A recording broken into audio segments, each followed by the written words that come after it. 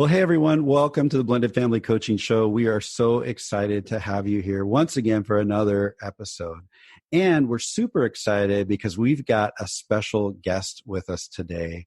Her name is Liza Gold from New York, New York. She lives there with her husband, Brian, and their little furry friend, Wally the Pomeranian. We just saw him on camera, and he's super cute. Liza, welcome to the show. Thank you so much for being here. Thank you so much for having me. It's really wonderful to be here with you tonight, or tonight on my end, today. Yeah, it's night for you. That's right. Yeah. Well, we're excited. Now, Liza is a psychotherapist who is really helping a lot of people through some of the challenges of family life, and not only blended families, but first families. And we just continue to see people kind of struggling with growing up, right? I know I did. Absolutely. My upbringing was not easy by any stretch. Sure. You know, as a result of being a part of a blended family that didn't blend well. Yeah, I know. That's my story as well, but we're here to talk about your story. Welcome to the Blended Family Coaching Show, where you'll discover how to move your step family from just surviving to truly thriving. Grab your headphones and listen in as we share practical, real-life strategies for building healthy bonds, Understanding the kids' perspective, romance and partnership, parenting with great teamwork, and yes, even co-parenting with a difficult ex. We're Mike and Kim Anderson, and we believe with the right tools, every step couple can overcome the common challenges of step family life. Join us for authentic and sometimes comical conversations to discover how you can lead your family with confidence and create the future you really want. So when we first connected with you, we learned that you grew up in a blended family, and we were really eager to hear more. I'm wondering if you could just share a little bit about the dynamics around your personal experience. I'm happy to. I grew up in Philadelphia and had an older brother and a younger brother at the time, married parents.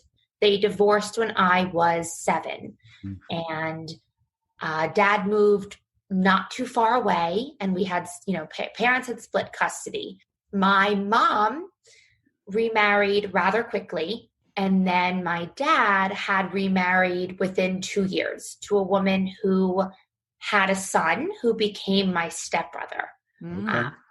Crazy coincidence, happened to be born on the same day of the same year as my younger brother. So we called them step twins. Step twins. That's the first. I haven't heard that one. I know. It was very cute, although it was not a smooth transition bringing in my stepmom and my stepbrother.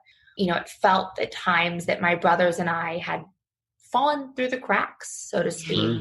Sure. I would say overall, I know I just painted a picture that might sound semi-happy, and on occasion it was, but it was really, really tough. There was not much stability in either home, and it just was not easy for us at all. War between my mom and stepmom that lasted years, so it was really tough. And so I like to bring this to my work, but having an adept understanding of what it's like as a child to be in that situation. And, I think as I had sort of spoken with you at another occasion and mentioned really having an attuned awareness of what a child needs in that situation. We often talk about two countries at war. I know you do. Yeah, we shared that with you before. Two homes or two countries at war often. Yeah, and there's times where kids feel like they're making the POW swap between these two countries. And as adults, sometimes we don't even realize it because we're quite focused on the other home being wrong. I mean, if we're really blunt about it, right? Sure. That's a very general statement. I wonder, in your experience, when you think back, what do you remember as a kid being kind of in the middle of these two countries at war? What did that feel like?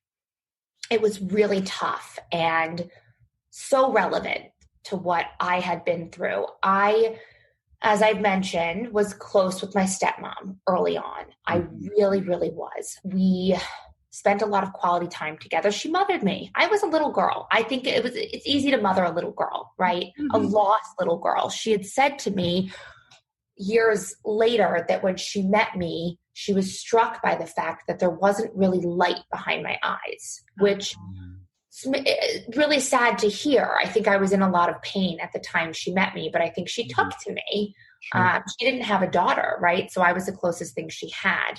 And my mother and stepmother, I mean, I don't know. It was just the ugliest battle. It was constant warfare. Anytime there was a family gathering, birthday party, bar bat mitzvah, there was always some explosive blow up between them. But I remember my mother, how often she would speak ill of my stepmother in front of us, very freely and comfortably. And I have diaries where I don't remember necessarily writing this or feeling this way, but I've read these journal entries where I'm feeling so stuck. And what do? Do I stand up for my stepmom? Is my mom right? I think it really caused me to question my own reality. A lot of confusion, for sure. A lot of confusion. So it sounds, Liza, like there was just a lot of animosity between the two mothers in your life, your mom and your stepmom. And you shared with us before that you actually had what you referred to as a secret relationship with your stepmom, that you had to keep it secret from your bio mom. And I'm really intrigued to hear how that impacted you as a child. I mean, that had to be such a burden. It was really hard for me. I just remember at some point the recognition clicked that it wasn't safe to talk about my stepmom with my mom, that it not only was not safe, but that it would hurt her. And I didn't want to hurt my mom. So I did it not only to protect my relationship with my stepmom, but also to protect my mom. Wow. So there you were, the child in the situation, actually kind of in a role reversal place where you were protecting the adults. Completely. Yeah. That's tough. That's interesting. We teach couples and we talk a lot, even on the podcast, about a term called a loyalty bind, which is this belief inside of a child that if I enjoy time or like or even love my stepmom, that I'm somehow hurting mom. And that loyalty bind can also exist between dad and stepdad. Would you say that pretty well describes what you were feeling? Yes, completely. I mean, it was a bind of loyalty, right? I mean, is it safe to love my stepmom? Is it wrong of me? Am I betraying my mom? Yeah. What might have happened, if we can imagine for just a moment, if mom found it within herself to be able to say to little Liza, who's 9-10 years old, you know what, Liza? I realize that you need to have a relationship with stepmom, and I want you to know that's okay. What do you think might have happened? It's almost too foreign to conceptualize. I can understand that. But I remember as a little girl, for so many reasons around the complicated family dynamics, that I was in constant distress. If I could describe it somatically, it was like this heaviness and tightness in my chest at all times. And I imagine if my mom had said that to me, that it would have loosened that feeling. Yeah. I love the way you said that it would loosen it. That's something we really encourage parents and step-parents to examine and think about. How is my relationship with the other home binding the kids? And our goal really is to loosen them. Yeah. So, thank you for sharing that. I really appreciate it. Of course. It's a tough position for a child to be in. As a child, did you believe the things she was saying? Did you question them? What did you do with that information? How did you filter that and react to it? I don't think I believed it. I think on some level I understood that to be my mother's perception that I did not share. Oh, well, that's good news for some of the step parents out there, because they really struggle with that. Liza, thank you so much for being vulnerable and sharing some of your story. And now you're in the helping field and you're helping others through some of that same work. And we're betting that, some moms and stepmoms listening, they don't necessarily feel like it's a real war, like we talked about between your mom and stepmom, but there's some tension and there's frustration between them.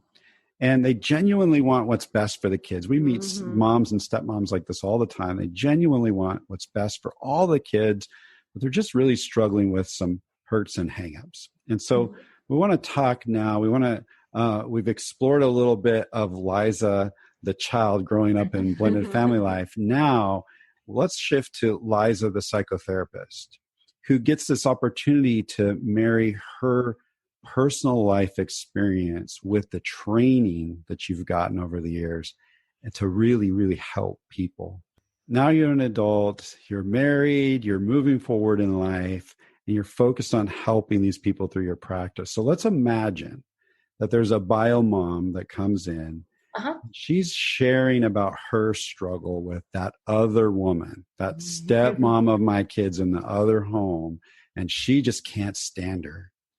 Could you share maybe 2 or 3 practical things that you might challenge her to do to keep the kids from being stuck in the middle of that loyalty bind that we talked about a little bit ago? We're so excited to let you know about something brand new we've created just for you. We've realized that with so many episodes available here on the show, it might feel a bit overwhelming to find the topics that matter most to you.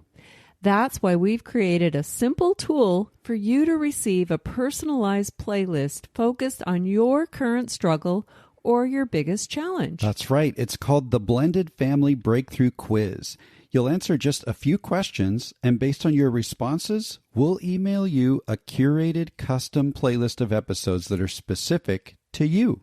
This simple quiz will direct you to the most impactful episodes that pertain to you personally and keep you on track in your journey of discovery, learning, and growth.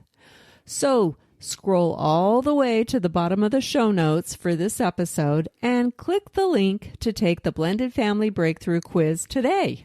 Okay, let's get back to the discussion. Absolutely. And feel free to jump in, as I walk through these. Some of them are more what I would do if I was sitting with this mom, and the questions I might ask her to help her sort of move through these feelings. And some of them are more challenges and practical advice. Perfect. I would want to help mom build awareness around her feelings, first and foremost. What is the source of her antagonism? How did the divorce end? Was it amicable? Was it contentious? What was her first impression of stepmom? I really want to understand where these feelings towards stepmom originated. And I think it would be important in moments, in any given moment when mom is feeling particularly contemptuous or fearful or angry towards stepmom, for her to recognize what's actually happening. What's going on? What's going on? Emotionally, yeah. Yes. Yes. I mean, I know that's not so much a practical tip, but I think that self-awareness is so critical, as we're growing and evolving and learning more about ourselves. And so I would certainly want to start with helping mom understand her feelings a little bit better. I think that there is some practicality in there. You just listed a whole bunch of great questions. BioMom can push pause right now, go back and write some of those questions down, and maybe even just journal what really is going on, doing a little bit of self-coaching through some of those questions. So that can be really practical. Thank you. Of course. I'd also want to help BioMom identify any and all fears and concerns she has, right? I would imagine, I've used this word fear now a couple of times, but I'd imagine that that's at the root of it. 9 out of 10 cases, right? That there's this fear about what's going to happen if my kids bond with their stepmom. So I would really want to give mom a space with me where she can really flesh out her fears and concerns. And I might see what we can do together to alleviate some of them. And also I'd help her identify which ones are realistic and which ones not so much. Yeah, what a great thing to be able to let go of the things that when we cognitively think through it, we go, yeah, that's probably not actually true. Yeah. Right. So not everyone can do that, but I would try. And I also would want to ask BioMom, how do your children feel about their stepmom? if there is a disconnect, if bio mom says to me, I think they get along with her, I think they like their stepmom, I might want to challenge mom to figure out why her own feelings override those of her children, right? Why, I mean, I'd want to explore this discrepancy, right? You have this intense animosity toward their stepmom, and yet they don't seem to share those feelings. What do you make of that? Wow. That's great. You know, and what does it mean? I mean, again, this may go back to fears, but what does it mean to you if your children are close to their stepmom, right? What are the implications? Yeah, that's really good. So really gaining some personal insight. Yes. I mean, I know that I will move to tips in a minute, but that's really the way that I work primarily is helping people build insight. I want to work with BioMom to allow room for her feelings, right? I mean, she's allowed to feel whatever she wants and needs to feel, but I really want to help her move into a place where she's able to act in the best interest of her children. You know, to get to a place where she recognizes my disdain, my contempt, my hate, my whatever feeling it is not serving my children, it's serving me, right? So I would really want to help mom understand what it's like for them to live under the shadow of her feelings. And I might challenge her. Again, this is not something I could do early on. I'd have to build a real relationship with her and earn her trust. But I'd really challenge her not to use her children as pawns. Yes. Right? Yes. Thank you for saying that. Children sometimes become the weapons of that war. Yes, and it's so tragic, as we've heard in your story.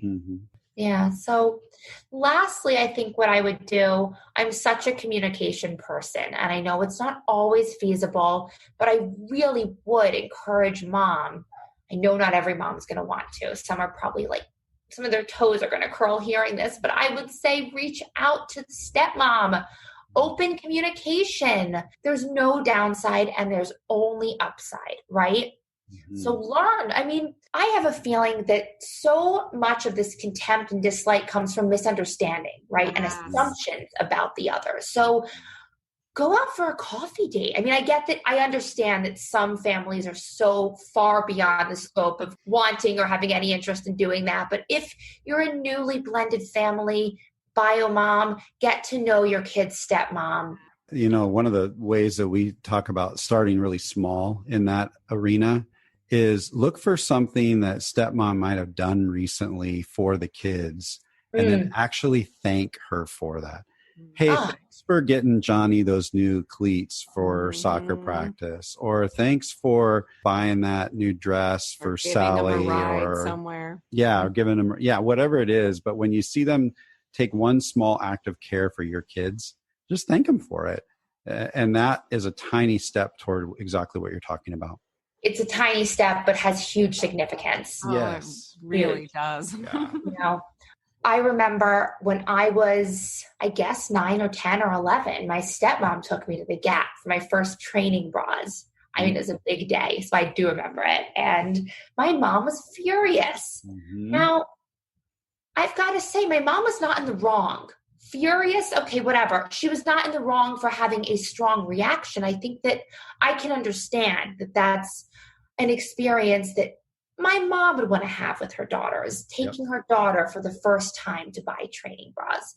So milestones can be very difficult moments for blended families to navigate. And again, if we go back to communication, I wish that my mom and stepmom could have gotten together and had a conversation. I mean, it's again so far in the realm of like never happened, but I wish that they could have that my mom could have said, listen, love my kids up because that means the world to me and I want my kids to feel safe and loved in this world. But here are a few things that are very important to me that I'd like to do for the first time with my children. Avoid the milestone mishaps. That's right. Okay. Just good. Makes things so much easier when you can talk about it. Yeah. What else might you suggest for biomoms or stepmoms?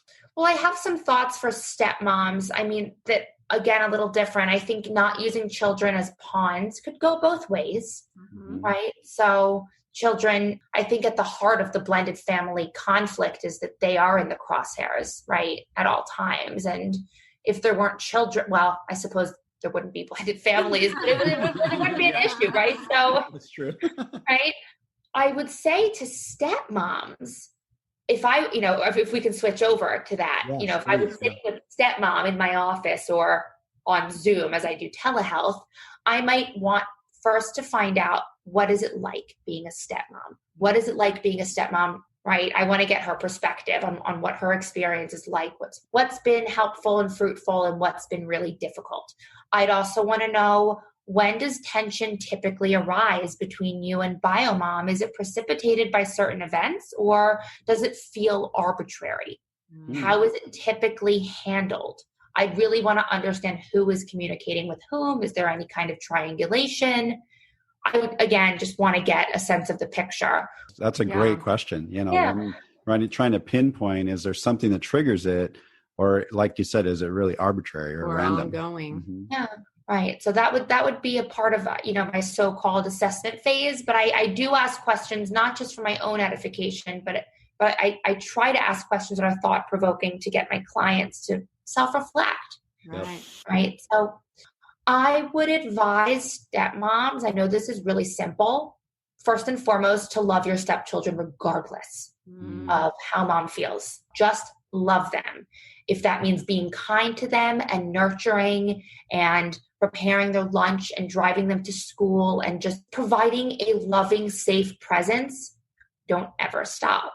Yeah. Right? I mean, I would want to support a stepmom in those productive, proactive, adaptive behaviors that are really good for her stepchildren and really important, right? So I would want to help stepmom figure out what behaviors and activities with her stepchildren may be placing undue pressure on her stepchildren. What behaviors or activities does mom find most threatening, right? Is it possible to eliminate, right? I mean, maybe small changes can be made, right? Again, I'm assuming that mom is let's assume biomom is impossible to deal with.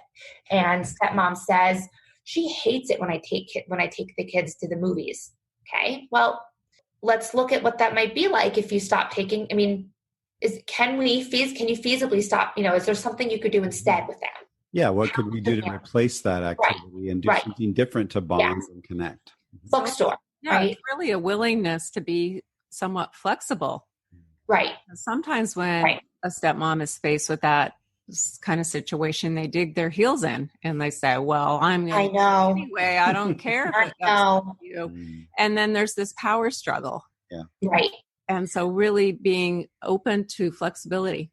I know. I mean, I would really want both to be flexible, but if I had to pick one, I would ask that stepmom be a little bit more flexible, because this is a family that she's coming into and she's going to need to have some patience, right, as the family adjusts to this new homeostasis. Yeah, I agree. I think what's interesting, if we think through the lens of releasing kids from that loyalty bind, freeing them up, how can we identify what's putting pressure on the child and what's putting pressure on biomom? And, in your example there, if I've got the wherewithal to be flexible as a step parent by choosing to go to the park on a picnic rather than to the movies and freeing that pressure up from biomom feeling upset, what I'm actually doing is I'm freeing that child up from the pressure that comes from biomom being upset. Yeah.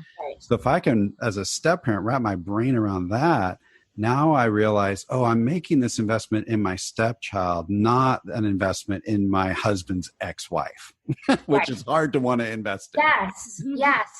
I think one obstacle that gets in the way often, in terms of blended families working seamlessly and successfully, is that mom and, biomom and or stepmom are invested in a sense of vengeance, right? The notion that what's best for the children should be a top priority gets lost, and I suspect that in my own blended family experience, that my needs, my siblings' needs weren't often considered first, That there was so much animosity and a desire to punish between mom and stepmom, desire to hurt, so I would say, again, I would recommend that blended families pursue psychotherapy. Sure. Either it doesn't have to be a permanent. It can be 6 months or 3 months or 9 months or however long. But I would recommend that either mom or stepmom or some combination, right? This is such a landmine to navigate. Yeah. Emotionally charged situation. Completely. I mean, it's so easy for the three of us to say, put the needs of your children first. Right. Easier said than done, right? Very much so. So, and this vengeance that you're talking about, it can actually seem like a territorial thing. Oh, completely. Or turf war. Well, I think that turf war is very much associated with the loyalty bind that children are put in, right? The turf we're after is the child's heart. Yeah. Right. Wow, that's really powerful, Liza. Thank you for sharing that. I think if we have the courage as a bio parent or a step parent to really think about what you just said over the last, 40 seconds here of this investment into a sense of vengeance as opposed to really investing in what's best for the child. And we're really honest. I mean, I look back and I think, yeah, I said some things. I did some things that were more rooted in my sense of some kind of vengeance / righteousness. Yes. That really wasn't focused on my stepdaughter. It was more focused on me. And if we can get really honest about that, we might be able to start cracking the door of going, well, wait, what might it look like to get along with that ex in the other home? And what might it look like to show up in these ways that you're talking about, providing a loving and safe presence. That's my job. Period. That's my job. It's not complicated, but it's really hard. It is really hard. And, you said righteousness, which I was going to speak on briefly. I mean, I think egos get in the way, right? Defensiveness, righteousness. I'm right here. I'm right in this situation, right? That mentality prevails, right? At the expense of the kids. There is never going to be a mom or stepmom who walks into my office and says, I want to be a better mom or stepmom to my kids and be a more convivial co-parent. They're going to come in and say, I hate the bio mom. I hate stepmom. I mean, exactly. Always. Yeah. Right. Always want to change everyone else. Right. I know some of the questions that I asked tonight and the approach that I take is not easy because I'm really turning it back on bio mom, on stepmom, and saying, what can you do? Right? You cannot control you can't control mom. You can't control stepmom. What can you do? Yeah. Agreed. And that's a hard thing to accept sometimes. Yes. Yes. And I know from a bio mom perspective, I sometimes got hung up in this place of, I'm the bio mom. I know what's best and my way should prevail. It's actually a selfishness in that, she needs to do things the way I think they should be done.